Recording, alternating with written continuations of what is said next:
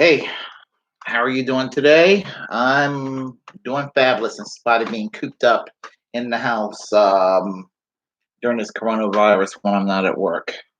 Before I go into the issue at hand, I want to wish Kim Iversen a very happy 40th birthday. She had her birthday just a few days ago, March 28th, 1980. She was born.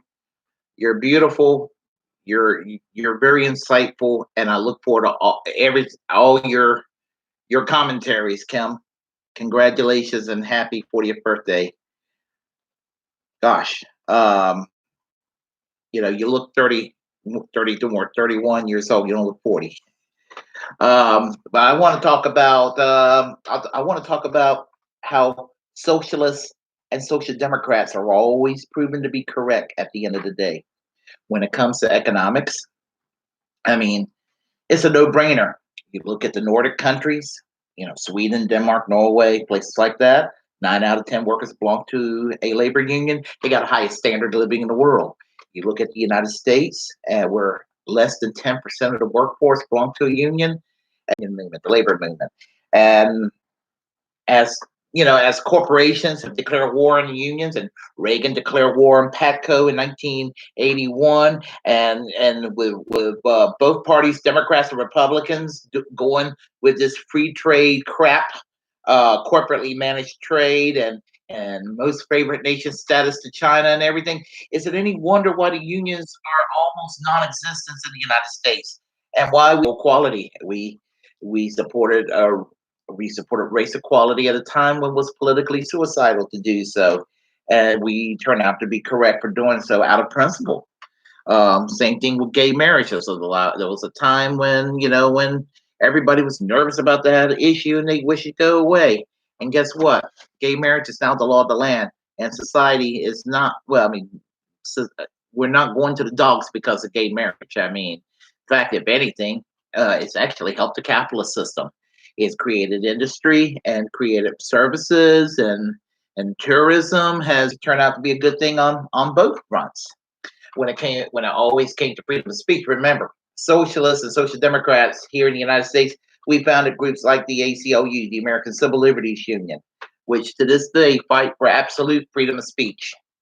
And don't let anyone on the right tell you otherwise when it comes to the ACLU. On foreign policy, we and the broader left were correct initially on Iraq. We shouldn't be there. We shouldn't invade there. They did not attack us. Saddam Hussein was not a danger to the United States. I mean, Saddam Hussein was a piece of shit, but he was not a danger to the United States. It was wrong to invade, and we're paying to this day for the failed Bush-Cheney policy. Donald Trump trying to sell arms to Saudi Arabia, and remember, Saudi Arabia is a hell of a lot more linked to terrorism against the West than Iraq was under Saddam Hussein or Iran. And yet, the United States are selling arms to Saudi Arabia, and they're actually giving money and aid to Islamic radical jihadis around the world, and are actually indirectly overseeing a genocide committed in Yemen to this day. And progressives have always been correct on how the United States, whether they meant to or not, or even indirectly, enable radical terrorism around the world. Wherever you think of Cuba and on Venezuela, it's a no-brainer.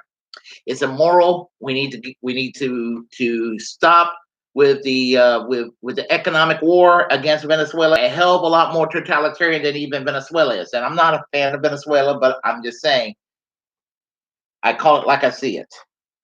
And what is this all? How all this folds into Bernie Sanders versus Joe Biden?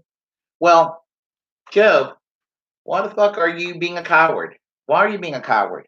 I mean, debate Bernie Sanders, because if you don't debate Bernie Sanders, remember, you're likely to be debating Donald Trump, and Donald Trump ain't going to be as nice about it as Bernie Sanders has been to you. And frankly, I thought Bernie Sanders was a little bit too nice